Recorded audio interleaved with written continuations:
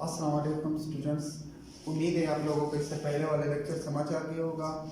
आज हम पढ़ेंगे उसका ये बहुत इंपॉर्टेंट होते हैं कि किसी भी एक्सरसाइज स्टार्ट करने से पहले उसमें जो ऑपरेशंस अप्लाई होते हैं वो आपने याद रखने होते हैं। जब आप ये सीखोगे तो एक्सरसाइज आपके लिए बहुत ही आसान हो जाएगा। अब इसमें हमारे पास नेक्स्ट जो पॉइंट है या नेक्स्ट हमारे पास जो टॉपिक है वो वेरिफिकेशन ऑफ डिस्ट्रीब्यूटिव लॉज है। उसके लिए एक फार्मूला है, वो फार्मूला आपने याद रखना होगा। उसी फार्मूले में अपने जो इससे पहले वाला इंटरसेक्शन और यूनियन सीखे हुए हैं वही चीजें इस्तेमाल होते हैं, लेकिन आपने फार्मूला याद रखना होगा। इसका फार्मूला हमारे पास क्या है? ए यूनियन बी फिर बी इंटरसेक्शन सी, यानी आपने सबसे पहले बी इंटरसेक्शन सी मालूम करना है। अब आप लोगों को एक चीज याद रखना चाहिए कि हम इसमें बदमाश वाला जो फार्मूला है वो अप्लाई करना है। बदमाश वाला फार्मूला आपके पास क्या है?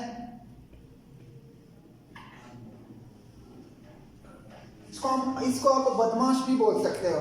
ये आपने सारे मैथ में ये एप्लीकेबल, ये आपने जरूर इस्तेमाल करना होगा, फिर आपका क्वेश्चन सही होएगा। ये आपके पास है क्या होता है, यानी किसी भी क्वेश्चन में आपने सबसे पहले ब्रैकेट देखना है कि ब्रैकेट कहाँ पे है। जिधर भी ब्रैकेट हो तो आपने ब्रैकेट के अंदर जो भी चीजें हैं वो सबसे पहले आपने हल करना है। बी स्टैंड्स फॉर ब्रैकेट और ओ जो है वो आपके पास ऑफ है। फॉर एग्जांपल किस तरह 5 ऑफ 1/10। फिर इस तरह का कोई क्वेश्चन भी आपके पास आता है तो सबसे पहले आपने ऑफ इसको हल करना है। ऑफ की जगह पे आप मल्टीप्लाइड ये 5 ये एक दूसरे के साथ कैंसिल हो जाएगा, तो ये आपके पास क्या है 1/2 इसका आंसर बन जाएगा। अगर ऑफ आया था तो आपने सबसे पहले ऑफ हल करना है। फिर उसके बाद आपके पास क्या है डी हमारे पास क्या है डिवीजन, यानी फिर आपने क्वेश्चन में देखना होगा कि आपके पास डिवीजन का तकसीम किधर है, वो आपने तकसीम इधर हल करना है। फिर उसके बाद आपके पास मल्टीप्लिकेशन आपने देखना है, कहाँ पे मल्टीप्लिकेशन है तो आपने मल्टीप्लिकेशन यानी ज़रब आपने हल करना है। फिर उसके बाद एडिशन और फिर उसके बाद आपने सब्ट्रैक्शन हल करना है। जब आप ये फार्मूला याद रखोगे तो आपके लिए सारे जितना भी लंबा क्वेश्चन हो उसमें ब्रैकेट तकसीम ज़रब ये चीज़ें इस्तेमाल हुए हो तो आपने इस तरीके को फॉलो करना है कि सबसे पहले आपने ब्रैकेट को हल करना है, फिर ऑफ, फिर डिवीजन, फिर मल्टीप्लिकेशन, फिर एडिशन और लास्ट में आपने सब्ट्रैक्शन याद करना है। अब हम आते हैं तो इसी वजह से हम पहले बताते हैं कि ब्रैकेट वाला का नाम हम पहले देते हैं। तो इधर आपके पास क्या है, सबसे पहले आपने बी इंटरसेक्शन सी मालूम करना है और जब आप बी इंटरसेक्शन सी मालूम करोगे बी और सी में देखना है कि मुश्तरक कौन से है, वो मुश्तरक का यूनियन आपने ए के साथ बनाना है। इसका आंसर वो इक्वल होएगा दूसरे पार्ट में। जब आप राइट हैंड साइड करोगे ए यूनियन बी आप पहले मालूम करो, फिर उस ए यूनियन सी मालूम कर दो। इन दोनों का जो आपने यूनियन निकाला हुआ है उन दोनों में देखो कौन सा एक जैसा मुश्तरक कौन सा है, तो उसका आंसर वो दोनों आपस में इक्वल होते हैं। तो यानी डिस्ट्रीब्यूटिव लॉ के लिए आपने ये फार्मूला लाजमी याद रखना है। हमारे पास नेक्स्ट टॉपिक जो है वो डिमॉर्गन लॉ। ये डिमॉर्गन लॉ जो है ये बहुत इंपॉर्टेंट है, ये आपके आगे क्लास में भी आपके काम आएंगे। 10th हो गया, 10th में आपके पास अगर सेट्स के हवाले से कोई चैप्टर है, सेट में आप उसमें है, आप इन्हें याद रखना है। तो ये डिमॉर्गन लॉ बहुत ही इंपॉर्टेंट है। डिमॉर्गन लॉ में हम एक नया चीज पढ़ेंगे। डिमॉर्गन लॉ में नया चीज हमारे पास क्या है, ये छोटा सा एक सिंबल इसके ऊपर लिखा हुआ है सी। ये सी हमारे पास कंप्लीमेंट कहलाता है। ये सी यानी सबसे पहले आपने कंप्लीमेंट मालूम करना है, फिर कंप्लीमेंट मालूम करोगे तब आपके पास ये दोनों आपस में। अभी कंप्लीमेंट क्या है मैं थोड़ा सा कंप्लीमेंट आप लोगों को समझाऊंगा। और डिमॉर्गन लॉ जो है वो बहुत इंपॉर्टेंट है, आपने याद रखना है। ये आपके हायर क्लास जो है आगे जो आपके बहुत काम आएगा उसी में इसका इस्तेमाल। तो आपके पास सबसे पहले कंप्लीमेंट आपने निकालना है। फॉर एग्जांपल हमारे पास है ए यूनियन बी और उसके ऊपर आपके पास क्या लिखा हुआ है सी। कंप्लीमेंट क्या है पहले मैं कंप्लीमेंट थोड़ा सा समझाऊंगा। यानी ये सी आपने क्यों लिखना है, किस तरह हम इसको सी को निकालेंगे। हमारे पास सी कंप्लीमेंट के लिए जो आप कंप्लीमेंट निकालोगे उसके लिए एक एक्स्ट्रा सेट का जरूरत होती है, उसको हम यूनिवर्सल सेट बोलते हैं। किसी भी सेट फॉर एग्जांपल उस दोनों का अपने कंप्लीमेंट निकालना है तो उस दोनों की कंप्लीमेंट के लिए यूनिवर्सल सेट का होना लाजिमी है। यानी आप ए यूनियन बी निकालोगे फिर उसका कंप्लीमेंट निकालोगे तो इस ए यूनियन बी की कंप्लीमेंट के लिए यूनिवर्सल सेट का होना जरूरी है। तो सबसे पहले मैं ये लिखूंगा फॉर एग्जांपल हमारे पास एक सेट है यूनिवर्सल सेट। यूनिवर्सल सेट को हम यू से रिप्रेजेंट करते हैं। वो किस किस एलिमेंट्स पे मुश्तमिल है वो मैं लिखूंगा।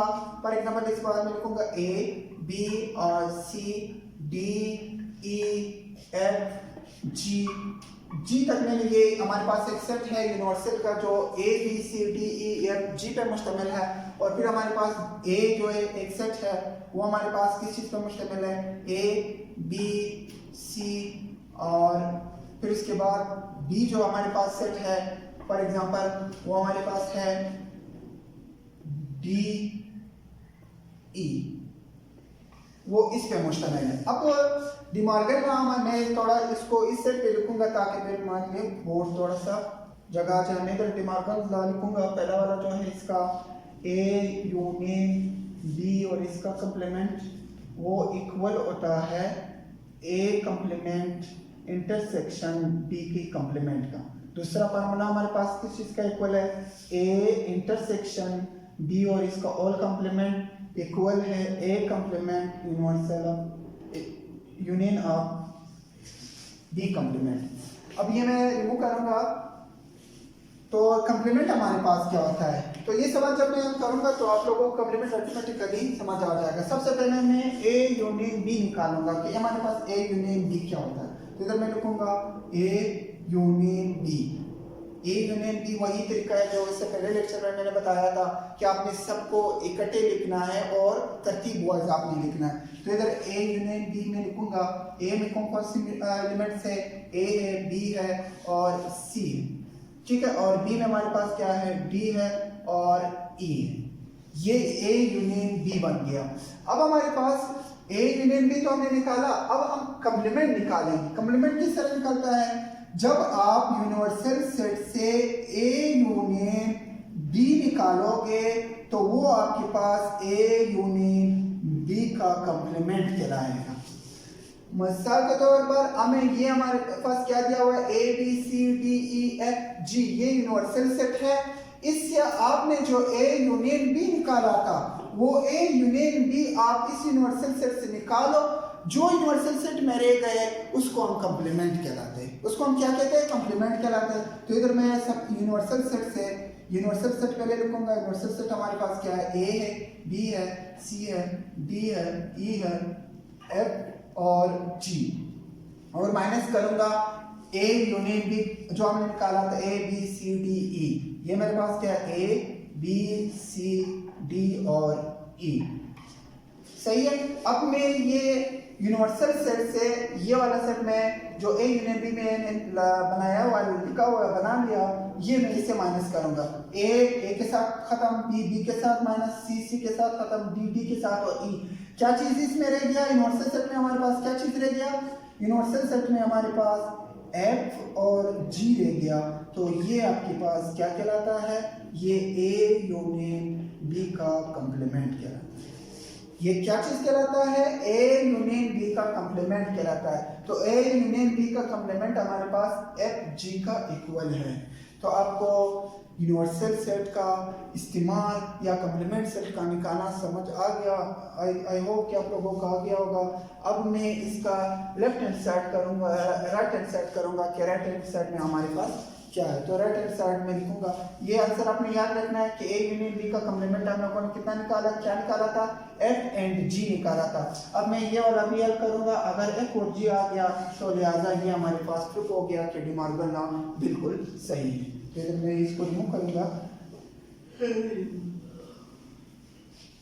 सेट्स वही है, वही सेट्स हमारे पास दिया हुआ है। सबसे पहले मैं ए कंप्लीमेंट निकालूंगा, फिर आप बी कंप्लीमेंट निकालोगे, फिर ए कंप्लीमेंट और बी कंप्लीमेंट में जो इंटरसेक्शन है एक जैसे है, फिर वो दोनों आप लिखेंगे। तो इधर मैं लिखूंगा यूनिवर्सल ए, क्योंकि ए कंप्लीमेंट निकाला तो ए कंप्लीमेंट किस चीज का इक्वल होगा, universal minus A is equal to A complement. यानी यूनिवर्सल सेट से आप ए निकालो, जो भी यूनिवर्सल सेट में रह गया वो ए कंप्लीमेंट कहलाए। तो इधर यूनिवर्सल सेट की मेंबर्स में एलिमेंट्स लिखूंगा, वो क्या है, ए है, बी है, सी है, डी है, ई है, एफ है और जी है। माइनस करूंगा इससे ए हमारे पास क्या है, ए बी और सी, ठीक है। अब मैं ए बी सी ये दोनों एक दूसरे के साथ माइनस होगा, इसमें क्या चीज रह गया, इसमें हमारे पास डी ई एफ और जी है। तो ये आपके पास ए कंप्लीमेंट बना। अब मैं क्या चीज निकालूंगा, बी कंप्लीमेंट निकालूंगा। फिर जब बी कंप्लीमेंट निकालने के बाद फिर मैं ए और बी में देखूंगा कि कौन सा मुश्तरक है, फिर वो हमारे पास उसका आंसर बने। अब मैं लिखूंगा बी कम्प्लीमेंट, तो बी कम्प्लीमेंट किस चीज का इक्वल है, B complement is equal to U minus B. अब मैं u से b निकालूंगा, तो B complement is equal to universal set हमारे पास एलिमेंट्स, यूनिवर्सल सेट के एलिमेंट्स क्या है, a b c d e f और g, ये यूनिवर्सल सेट के एलिमेंट्स हो गए। अब मैं इसे माइनस करूंगा b का, b में हमारे पास क्या है, b का जो हमारे पास है d एंड e, तो मैं d और e निकालूंगा इससे, d एंड e, तो क्या चीज हमारे पास रह जाएगा, बी कम्प्लीमेंट जो है हमारे पास a b c, d e निकल गया, a b c, क्योंकि इसमें d है और e है, ये माइनस का सिंबल है, d और e हम इन दोनों से निकाल दिया, d और e, इधर a b c f g रह जाएगा, तो इधर मैं लिखूंगा a b c और f एंड g, ये आपके पास बी कम्प्लीमेंट बन गए। तो अब आपके पास क्या है, अब इसका जो हमारे पास है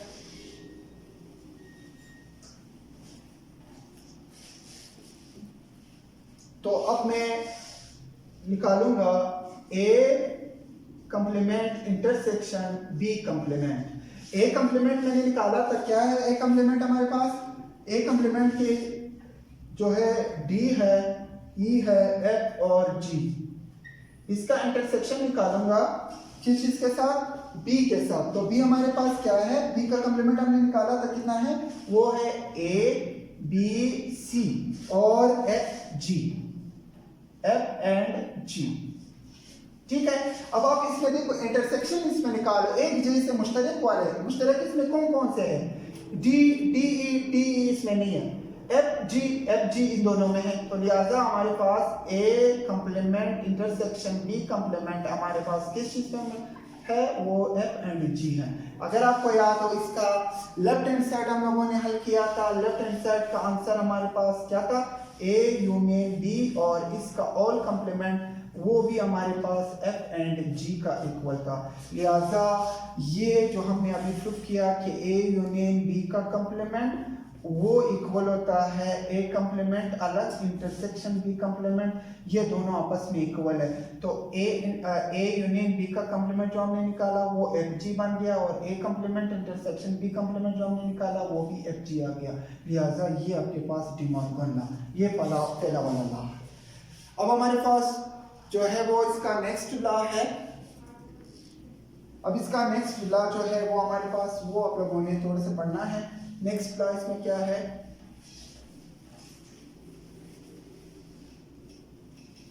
नेक्स्ट लॉ इसका जो है वो a इंटरसेक्शन b और इसका ऑल कंप्लीमेंट इक्वल होता है a complement union b complement. ये इसका नेक्स्ट लॉ है। पहला वाला लॉ तो हम लोगों ने प्रूफ कर दिया, हमने a union b complement equal बना लिया a complement intersection b complement का। अब दूसरा लॉ इसका क्या है कि सबसे पहले आप a इंटरसेक्शन b निकालो और फिर उसका कंप्लीमेंट आप निकालो, वो इक्वल हो जाएगा a complement union b complement का। तो हम इधर लिखेंगे कि a हम लेट करेंगे कि हमारे पास क्या है, फॉर एग्जांपल a हमारे पास वो एलिमेंट्स 1 2 पे मुश्तमिल है, और b जो हमारे पास सेट है वो हम लेट करते हैं, खुद से हम कोई नाम देते हैं a b c, आप कोई भी z k r l m वगैरह भी दे सकते हो। तो मैंने b सेट है उसको मैंने नाम दिया, क्योंकि इधर आपने क्या चीज इस्तेमाल किया, a एंड b इस्तेमाल किया हुआ है, लिहाजा मैं इस वजह से भी a और b इस्तेमाल कर रहा हूँ। तो इधर मैं लिखूंगा 2 3 4, और इसी तरह यूनिवर्सल सेट भी अपनी, क्योंकि कम्प्लीमेंट के लिए यूनिवर्सल सेट का होना ज़रूरी है, तो इधर मैं यूनिवर्सल सेट भी लिखूंगा वो 1 2 3 और 4 5 6 7 ठीक है। ये मैंने लेट कर दिया, 3 सेट्स मैंने ले लिया, यूनिवर्सल सेट लिया, a लिया और b सेट मैंने ले लिया। अब सबसे पहले मैं a इंटरसेक्शन b निकालूंगा। a इंटरसेक्शन b यानी a और b में हमारे पास मुश्तरक क्या है, मैं लिखूंगा a intersection b। a intersection b में हमारे पास मुश्तरक क्या है, a और b में एक जैसे कौन से 2 है, तो लिहाजा इधर मैं लिखूंगा 2, ये इन दोनों का आंसर बन गया। ठीक है, a इंटरसेक्शन b में 2 एक जैसा। अब मैं इसका कंप्लीमेंट निकालूंगा। कंप्लीमेंट क्या होता है कि जब a इंटरसेक्शन b का कंप्लीमेंट किस चीज का इक्वल होता है, यूनिवर्सल सेट से आप इंटरसेक्शन बी माइनस करो, ये यूनिवर्सल सेट है। ए इंटरसेक्शन बी जो आपने 2 निकाला था वो इस यूनिवर्सल सेट से निकालो, जो रह गए वो ए इंटरसेक्शन बी का कंप्लीमेंट कहलाता है। तो इधर मैं लिखूंगा कि ए इंटरसेक्शन बी और इसका कंप्लीमेंट जो है वो किस चीज का इक्वल है? यूनिवर्सल सेट में हमारे पास कौन से एलिमेंट्स है? 1 2 3 4 5 6 7, ठीक है, ये इसके एलिमेंट बन गए। अब मैं माइनस करूंगा, ए इंटरसेक्शन बी हम लोगों ने कितना बनाया था? 2, तो ये हम लिखेंगे 2, तो 2 इससे निकालो, वो आपके पास किस चीज का? ए इंटरसेक्शन बी और इसका कंप्लीमेंट इक्वल बन जाएगा। 2 निकालोगे तो 1 3 4 5 6 और 7 रह जाएगा।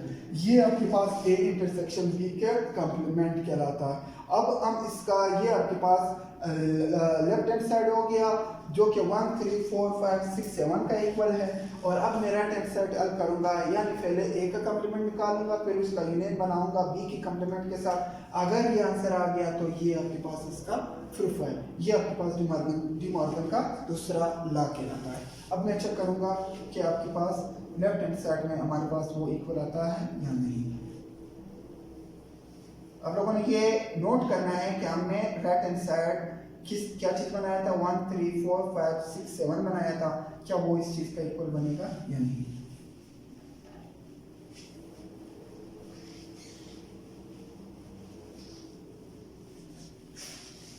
हम लोगों ने जो ए इंटरसेक्शन बी का कंप्लीमेंट निकाला था वो किस चीज का मुश्तमिल था?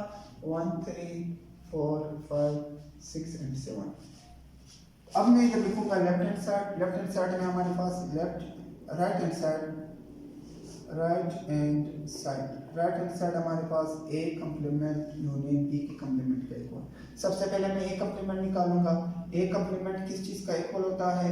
यूनिवर्सल सेट से आप ए निकालो, सी जिस चीज के ऊपर होती है वो यूनिवर्सल सेट से निकालो, बस वो ए कंप्लीमेंट बन जाएगा। तो यूनिवर्सल सेट से मैं ए निकालूंगा, तो ये यूनिवर्सल सेट किस चीज का इक्वल है? 1 2 3 4 5 और ये 6 7, ठीक है। ये और आपके पास ए क्या है?